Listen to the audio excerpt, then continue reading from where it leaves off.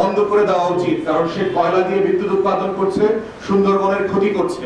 যে মুহূর্তে আমরা দাবি তুলছি যে আদানির সাথে অতি উচ্চ মূল্যটা কোথায়, আপনি কেন বিদেশি বিনিয়োগকে অনুৎসাহিত করছেন?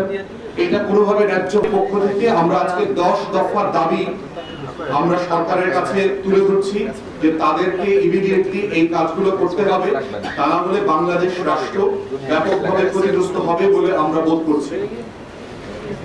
সেখানে আমাদের প্রথম দাবি হচ্ছে যে এই যে লেটার অফ ইন্টেন্টের মাধ্যমে যে কাজগুলো করা হয়েছে তার প্রত্যেকটাকে আপনার কাজ শুরু করবার অনুমতি দিতে হবে ইমিডিয়েটলি।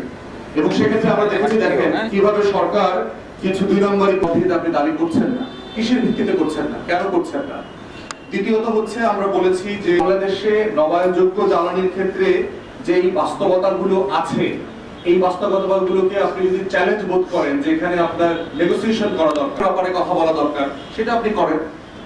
সেটা আপনি না করে আপনি ব্যবসা করতে দিচ্ছেন না, বিনিয়োগ করতে দিচ্ছেন না, এবং কোন স্টেক হোল্ডারদের মিটিং এ আপনি তাদের কথা শুনছেন। তাদের যে প্রস্তাবনা ছিল আমাদের মতো করেই তারা প্রস্তাব করেছে, যে এই সিদ্ধান্তটা সঠিক হচ্ছে না। একটা প্রকল্প হাতে নেওয়া হয়েছে এবং সকল ফিজিবিলিটি টেস্ট, এখানে 5 থেকে 6000 মেগাওয়াট বিদ্যুৎ ইমিডিয়েটলি 1 বছর, কিন্তু সেই প্রকল্পটা কোনো কারণে, কোনো যৌক্তিক কারণ ছাড়া সব আমলারা দুর্নীতিগ্রস্ত, তারা বিশ্ব ব্যাংক থেকে যেহেতু টাকা খেতে পারবে না, লুটপাট। কিন্তু আমরা বোধ করছি এবং আমরা যে এই যে প্রজেক্টটা যে এইটা পুরো পরিবেশ বান্ধব একটা প্রজেক্ট হবে, এখানে যেন নদীর প্রবাহ ক্ষতিগ্রস্ত না হয়েছে। এবং এই প্রকল্পের মধ্য দিয়ে, এবং এটা একটা খালি জায়গা, আপনারা জানেন 4টা চর, তেমন কোনো জনবসতি নাই, যেহেতু একটা চর খালি পড়ে আছে, সরকারের ব্যয় খরচ অনেক কম। বিশ্ব ব্যাংক জায়গা থেকে আগ্রহ প্রকাশ করেছে এবং শুধু এই চরেই $20 বিলিয়ন ইনভেস্টমেন্টের একটা সম্ভাবনা তৈরি হয়ে আছে, খালি পড়ে আছে। যদি আমরা গ্যাস এবং বিদ্যুৎ কোম্পানির সাথে এই ছাদের মালিকদেরকে দিয়ে যৌথ কোম্পানির ব্যবস্থাপনা করতে পারি, যে আপনি যৌথ প্রকল্পে এখানে বাগান করবেন, এখানে সোলার বসাবেন, তাহলে দেখবেন এখান থেকেও একটা বিল্ডিং থেকে যদি 1-2 সকল পরিবহন, ব্যক্তিগত গাড়ি সবকিছুকে রূপান্তরিত করে বৈদ্যুতিক কারের দিকে নিয়ে যেতে হবে। তো সেক্ষেত্রে সোলার হচ্ছে একটা বড় জায়গা, এবং সারা দুনিয়াতে এই প্রকল্প আমি নিজেও ব্যক্তিগতভাবে দেখে আসছি অনেক দেশে। বাসের উপরটা পুরোটা হলো সোলার। এই সোলার থেকে যে বিদ্যুৎ আসে, ওই বিদ্যুৎ দিয়ে ওই বাসটা চলে। অতএব আমার প্রতিটা দোতলা বাসের উপরে যদি আপনি সোলার করে দেন, সেটা বাংলাদেশের পরিবেশবিদ এবং বিজ্ঞানীরা মিলে এই প্রযুক্তিটা দেখভাল করে এই কাজটা করবার সুযোগ আছে বলে আমরা বোধ করছি। কিন্তু নেপাল এবং ভুটান কিন্তু আপনার জলবিদ্যুৎ তৈরি করছে। জলবিদ্যুৎ কিন্তু পরিবেশ বান্ধব। যদি আমার দেশে বিকল্প না থাকে, একান্ত প্রয়োজন হয়, সেক্ষেত্রে আমরা বলবো আমদানি করলে ফসিল ফুয়েলের বিদ্যুৎ আমদানি না করে নেপাল ভুটান থেকে যদি আপনি জলবিদ্যুৎ থেকে তৈরি করা বিদ্যুৎ আমদানি করতে পারেন, সেটা আমাদের পরিবেশের জন্য এবং ওই অঞ্চলের পরিবেশের জন্য এইটা ভালো হবে।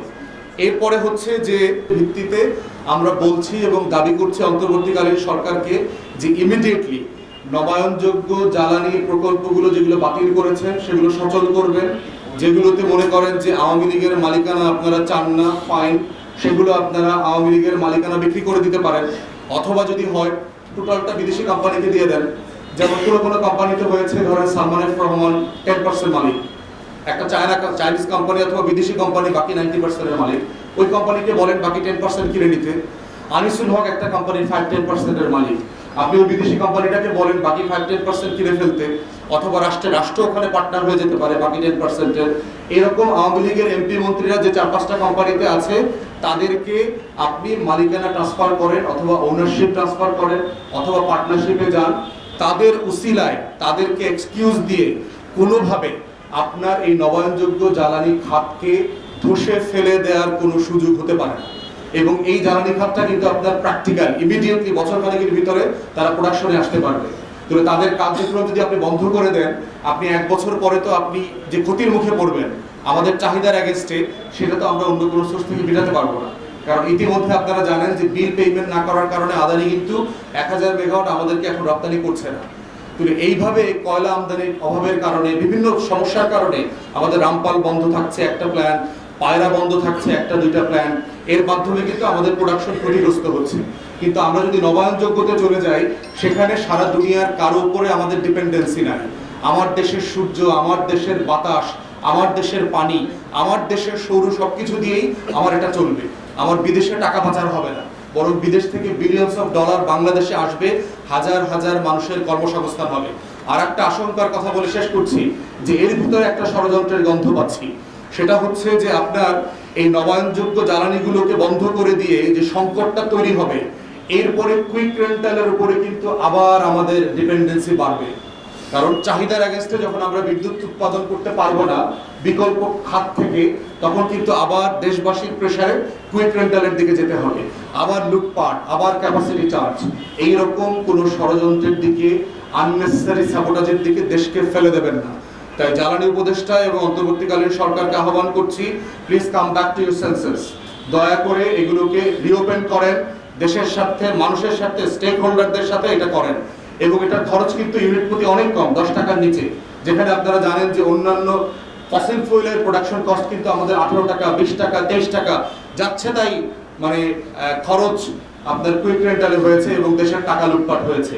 এটা যদি নেগোশিয়েট করা লাগে আবার করেন, কিন্তু নবায়নযোগ্য জ্বালানি আমাদের প্রাণ, প্রকৃতি, পরিবেশ এবং আমাদের টাকা, দেশের টাকা দেশে রাখবার একমাত্র উপায়। অতএব সেটার ব্যাপারে কোনো রকম ধানাই ফানাই না করে আল্লাহর ওয়াস্তে এই কাজগুলোকে ইমিডিয়েটলি স্টার্ট করবার ব্যবস্থা করেন।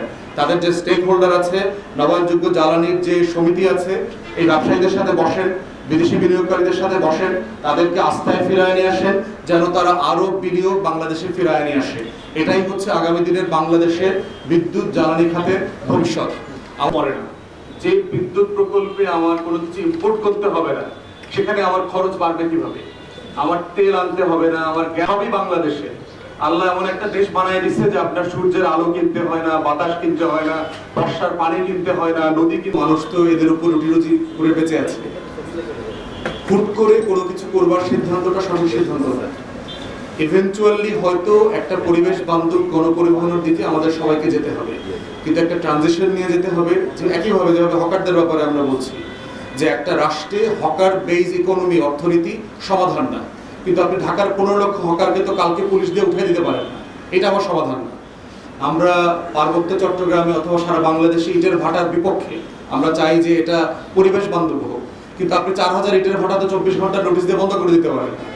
আপনি পলিথিনের বিপক্ষে আমরা সবাই, কিন্তু আপনি 24 ঘন্টা নোটিশ দিয়ে পলিথিন বন্ধ করে দিতে পারেন না। তো এই যে প্রসেস, কাজের এই প্রসেসটা আমাদের সরকারগুলো বুঝে উঠতে পারতেছে বলে মনে হচ্ছে না। এই জন্য অন্তর্বর্তীকালীন সরকারকে আমরা বলেছি যে এই কাজগুলো করতে হলে একটা গ্র্যাজুয়াল প্রসেসে করতে হবে। যে যে খাতে আছে তার বিকল্প রুজির ব্যবস্থা না করে, কাউকে পুনর্বাসন না করে, তাকে যদি ওইখান থেকে বাস্তুচ্যুত করা হয়, সেটা ইনসাফ হবে না। তাই ব্যাটারি চালিত রিকশার ব্যাপারে দুইটা কথাই আছে, একটা হলো তাদের নিরাপত্তার ব্যাপার আছে, আবার দ্বিতীয়ত রুজিও আছে। এই দুটোকে নিয়ে একটা ভারসাম্য তৈরি করে তারপর এটা বাতিল করতে হবে। এছাড়া গণপরিবহনের দিকে যাওয়া যাবে বলে মনে করছি না।